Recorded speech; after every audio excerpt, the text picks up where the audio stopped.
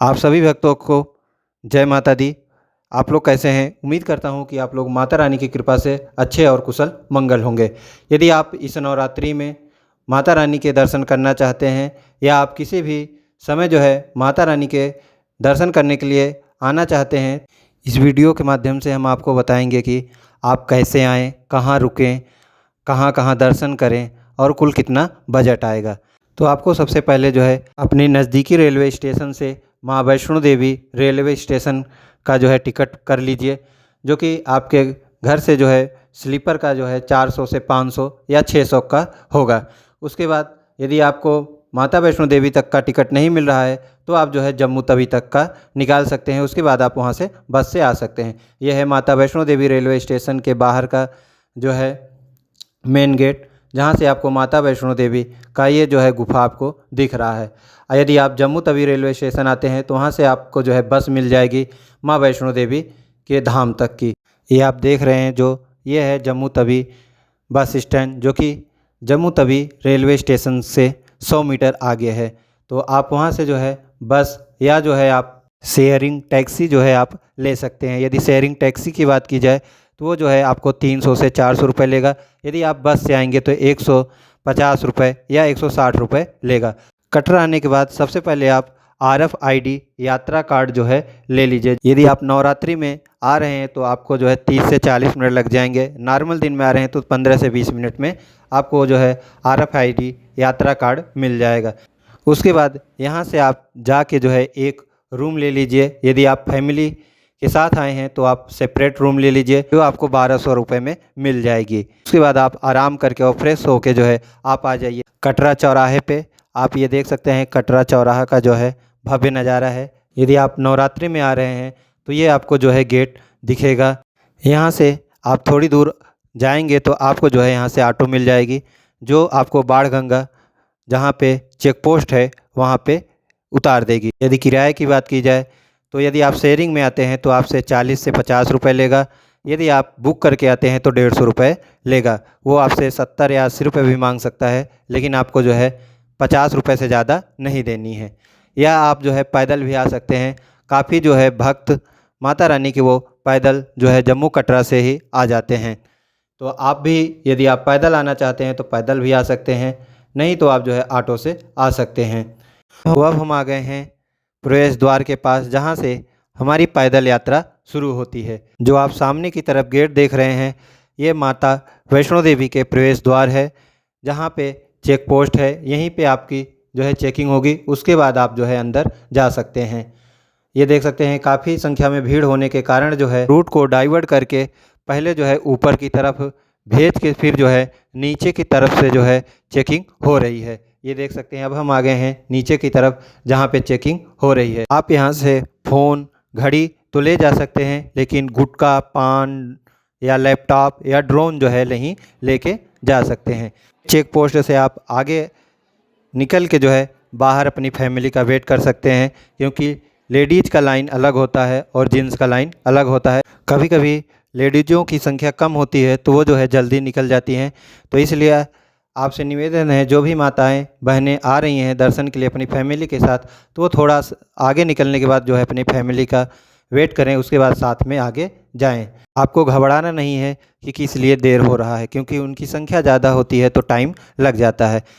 इसके बाद आप थोड़ी दूर आगे आएंगे तो आपको माता वैष्णो देवी साइन बोर्ड द्वारा जो है सेवाओं का जो है साधन मिल जाएगा, जो कि पालकी और घोड़े यहाँ पे मिलते हैं। यदि घोड़ों का किराए की बात की जाए तो कटरा से अर्धकुंवारी तक जो है 650 रुपये है, और कटरा से भवन तक का जो है वो 1250 रुपये है। तो आप अर्धकुंवारी तक जाएंगे तो आपको जो है 650 रुपये लगेगा, और यदि भवन तक जाएंगे तो 1250 रुपये लगेगा। यदि बात की जाए झंझरी छत से भवन की तो वो जो है 350 रुपये, और भवन से जो है भैरव बाबा का वो 350 रुपये है। आप ये देख सकते हैं कुछ जो है माताएं और बहनें जो है इससे जा रही हैं। उसके बाद यदि बात की जाए पालकी की तो यहाँ से जो है पालकी का जो किराया है वह है बाणगंगा से अर्धकुंवारी का वो 2250 रुपये है। बाणगंगा से भवन तक का जो है वो 3950 रुपये है। यदि आप झांझी छत भवन से जाते हैं तो 1800 रुपये है, और भवन से जो है भैरव बाबा का जो है वह 1250 रुपये है।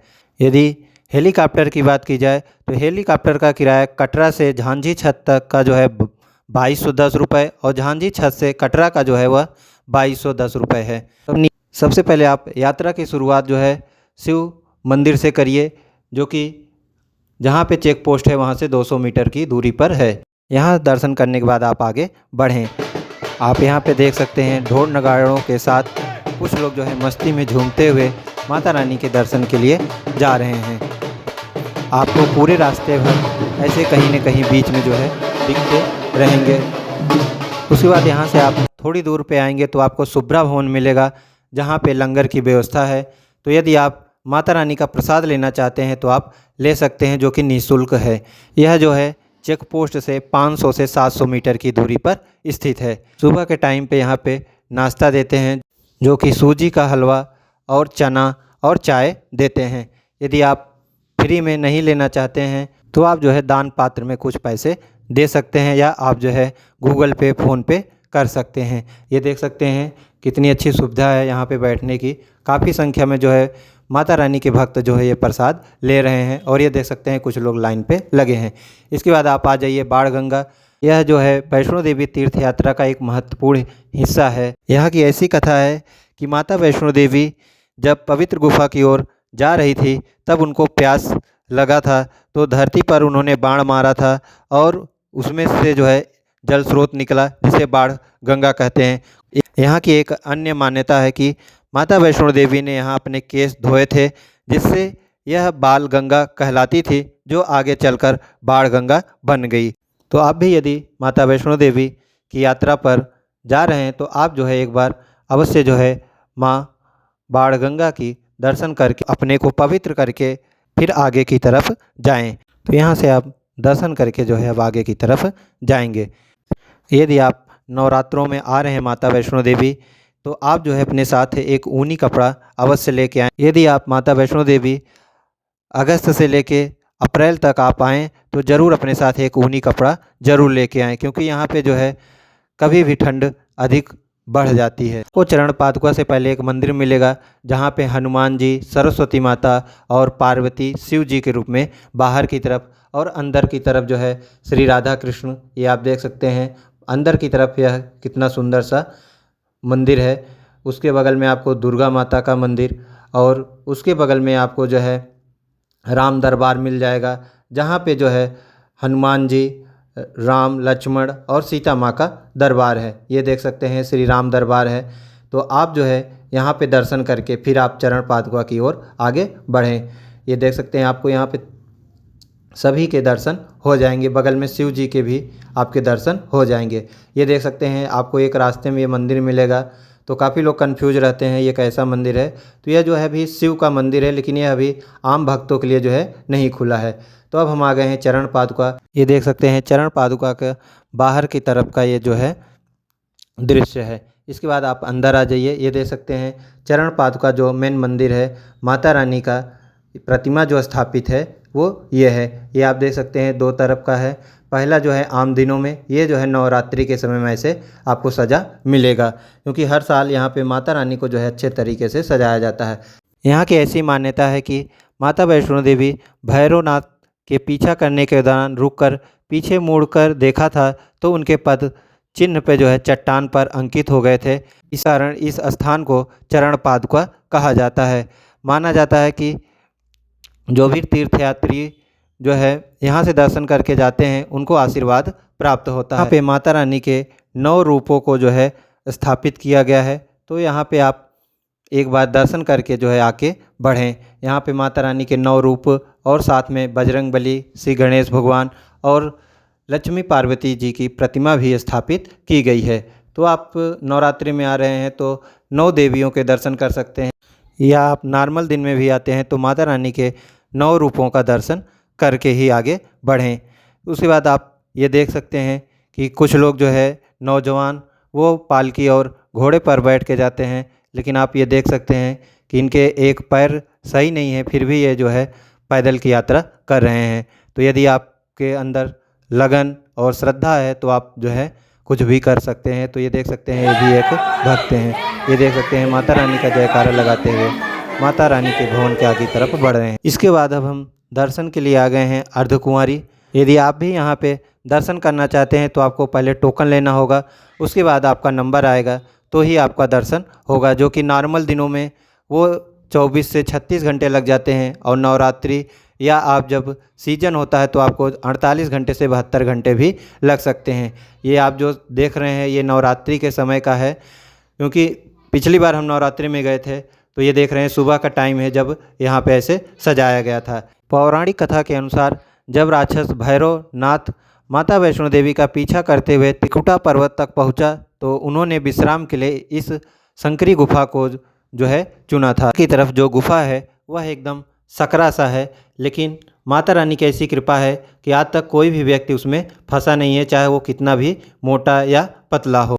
एक और कथा है कि माता वैष्णो देवी ने इस गुफा में मानव गर्भा अवस्था के 9 महीनों की तरह ही तपस्या की थी, जिसके कारण इस स्थान को अर्धकुंवारी या गर्भजून गुफा के नाम से जाना जाता है। ऐसी मान्यता है कि जो भी भक्ति इस गुफा के दर्शन करता है उसे जीवन और मृत्यु के चक्र से मुक्ति मिलती है, साथ ही सुख शांति और समृद्धि भी प्राप्ति होती है। तो ये है माता वैष्णो देवी के दरबार के जाते समय जो अर्धकुंवारी गुफा है, ये आप देख सकते हैं। यहाँ पे काफ़ी संख्या में लोग भजन भी बैठ के करते हैं, ये आप देख सकते हैं। ये लोग देख सकते हैं माता रानी का जगराता कर रही हैं, नवरात्रि के समय का वीडियो है।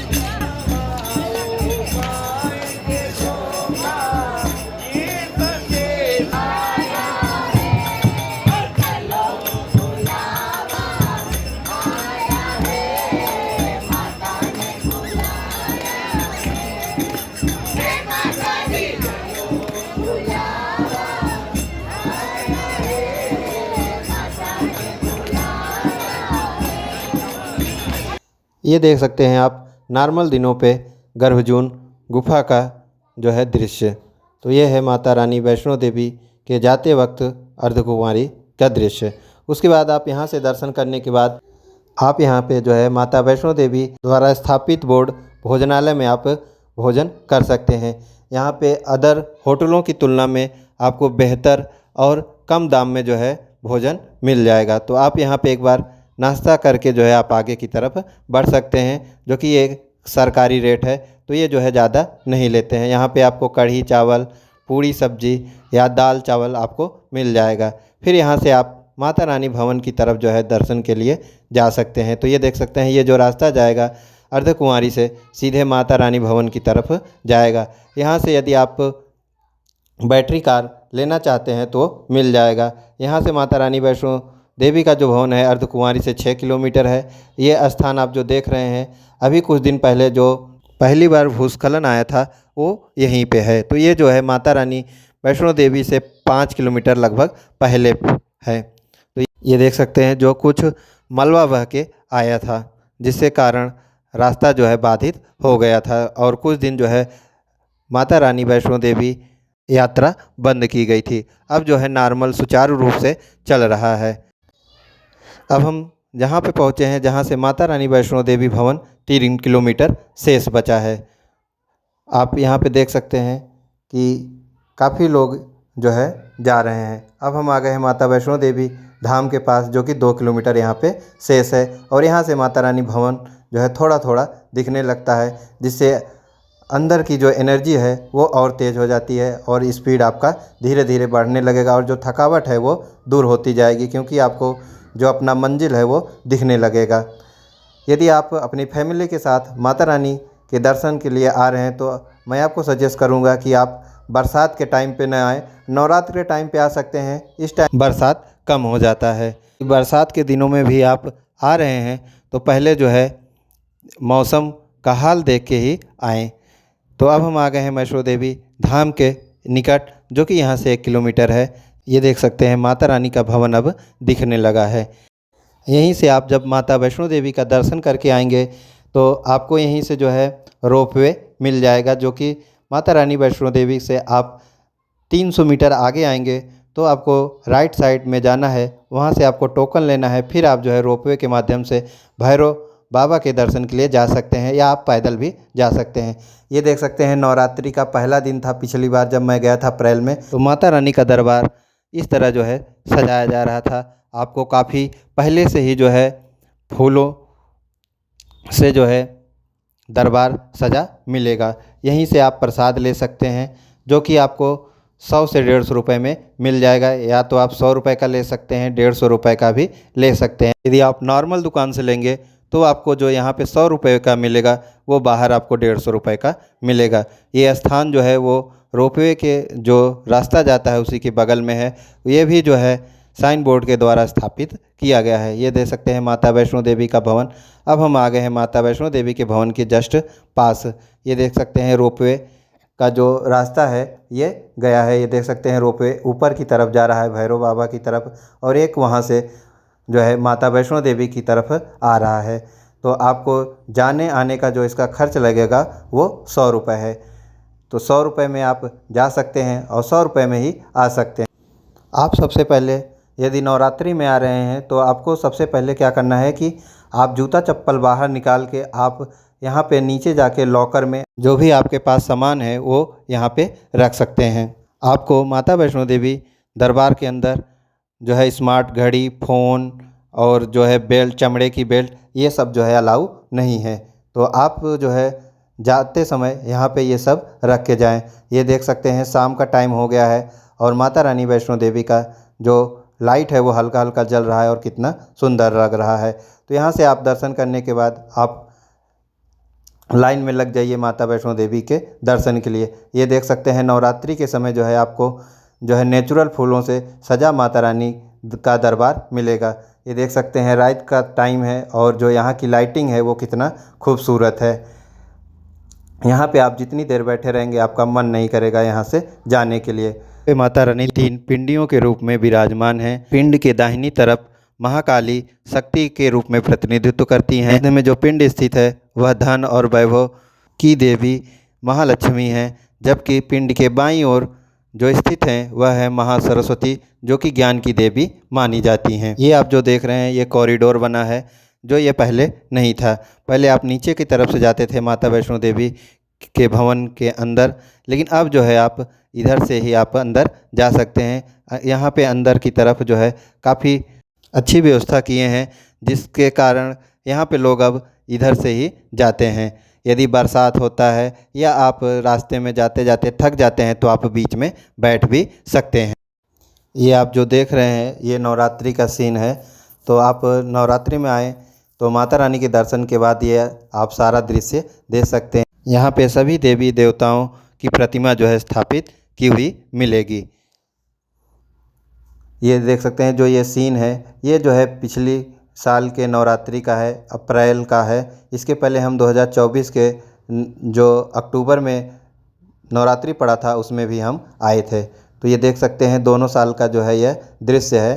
तो इस बार अभी नवरात्रि जो है वो सोमवार के दिन अर्थात 22 सितंबर को शुरू हो रहा है। तो आप जो है नवरात्रि में यदि आना चाहते हैं तो अभी आ सकते हैं, कोई ज़्यादा दिक्कत नहीं होती है। लेकिन अगर आपके साथ में छोटा बच्चा है तो आप अभी ना आएँ, क्योंकि भीड़ बहुत ज़्यादा होती है और दर्शन करने में 6 से 8 घंटे भी कभी कभी लग जाते हैं। लेकिन अगर नॉर्मल दिन में आते हैं तो आपको जो है 1.5 से 2 घंटे में जो है दर्शन हो जाता है। कभी कभी तो 1 ही घंटे में जो है दर्शन हो जाता है। ये देख सकते हैं पिछले साल अर्थात 2025 में मार्च के एंड में जो नवरात्र प्रारंभ हुआ था ये पहले दिन का है। देख सकते हैं जो भैरव बाबा की तरफ रोड जाता है लगभग 1 से 1.5 किलोमीटर की दूरी पर माता रानी के भवन से जो है लाइन लगा है। तो ये जो है दर्शन करने में कम से कम 6 से 8 घंटे लग जाएंगे। तो इसलिए अगर आप अपने फैमिली के साथ आ रहे हैं तो अगर आपके साथ छोटा बच्चा है तो अभी ना आए, आप नॉर्मल दिन में आएँ जो कि आपको 1 से 1.5 घंटे में माता रानी के दर्शन अच्छे से हो जाएंगे। लेकिन अगर आपकी कोई मानता हो तो आके माता रानी का दर्शन अवश्य कराएं। ये आप जो दृश्य देख रहे हैं ये माता रानी के भवन के सामने का है। मार्च 2025 नवरात्रि का जो है ये आकर्षण का केंद्र रहा। एक ये आकर्षण का केंद्र रहा, एक जो है गौरी शंकर द्वार जो है, ये दोनों जो है माता रानी के दरबार के सामने जो स्थापित किया गया था बहुत ही आकर्षण का केंद्र रहा। ये देख सकते हैं गौरी शंकर जो द्वार है कितना सुंदर सा बना है। तो आप अगर माता रानी के दरबार में आ रहे हैं तो आप जो है इन सभी जगह जो है एक बार ज़रूर घूमें और दर्शन करें। ये देख सकते हैं ऊपर की तरफ जो है माता रानी के भवन की तरफ जो है लोग दर्शन के लिए जा रहे हैं माता रानी के दरबार में। ये देख सकते हैं चारों तरफ आप यहाँ का दृश्य है। ऐसा दृश्य हर नवरात्रि में आपको देखने को मिलेगा, चाहे आप चैत के नवरात्र में जाएं या कुंवार के। ये देख सकते हैं माँ दुर्गा भवन के सामने ही जो है आपको गणेश जी की प्रतिमा, उसके बगल में श्री राम दरबार। तो आप जो है इन जगहों का जो है दर्शन करके ही आगे बढ़ें। आप देख सकते हैं ये कितना सुंदर सा जो है इसकी लाइटिंग की गई है। आपको सामने जय श्री राम का जो है टैग दिखेगा, तो आप यहाँ भी जाके दर्शन कर सकते हैं। ये जो फूल देख रहे हैं ये सारे जो है नेचुरल फूल हैं और कुछ जो है आर्टिफिशियल हैं, लेकिन जो ज़्यादा हैं लगभग 90% जो हैं वो नेचुरल फूल हैं और 10% जो है आर्टिफिशियल हैं। आप ये देख सकते हैं माता रानी का दरबार जो है कितना सुंदर सा लग रहा है। ये सारे जो देख रहे हैं ये हम आपको बता रहे हैं कि ये नवरात्रि का है, और हम पहले दिन गए थे तो ये जो है नवरात्रि के, तो उस दिन जो है अभी सज ही रहा था। ये देख सकते हैं माता रानी के सभी 9 रूपों को यहाँ पे जो है सजाया गया है और उनकी प्रतिमा को जो है स्थापित किया गया है। यदि आप भी ऐसे दृश्य का आनंद लेना चाहते हैं तो आप नवरात्रि में माता रानी के भवन में जाएं और माता रानी का दर्शन करें। उसके बाद ही इन दृश्यों को देखें और आपको जो पूरा संपूर्ण दिखेगा वो नवरात्रि के आपको दूसरे या तीसरे दिन दिखेगा। पहले दिन जो होता है वो उस दिन माता रानी का दरबार जो है वो सजता ही रहता है। दूसरे और तीसरे दिन तब तक जो है माता रानी का दरबार जो है पूरी तरीके से सज जाता है। ये देख सकते हैं माता रानी के कई रूप जो है यहाँ पे स्थापित किए गए हैं। यहाँ पे जो है कुछ लोग बैठ के फ़ोटो भी खिंचाते हैं, तो आप यदि भीड़ नहीं है तो आप भी फ़ोटो खिंचा सकते हैं, लेकिन कोशिश करें कि भीड़ से आप लोग बचें। आप चारों तरफ से देखेंगे तो आपको लाइट ही लाइट और फूल ही फूल दिखेगा नवरात्रि में। और भीड़ की बात करें तो भीड़ भी जो है काफ़ी संख्या में आती है दर्शन के लिए माता रानी के। तो आप भी यदि आना चाहते हैं तो आ सकते हैं। यदि अपनी फैमिली के साथ आते हैं तो अपने फैमिली का विशेष ध्यान दें, वो आगे पीछे ना हो पाए, क्योंकि कुछ लोग के पास यहाँ पे फ़ोन होता है और कुछ लोग जो है जमा कर चुके होते हैं। तो आप अपनी फैमिली का विशेष ध्यान दें और जो है माता रानी का दर्शन करके जो है आगे बढ़ें और यहाँ पे धक्का मुक्की से बचें।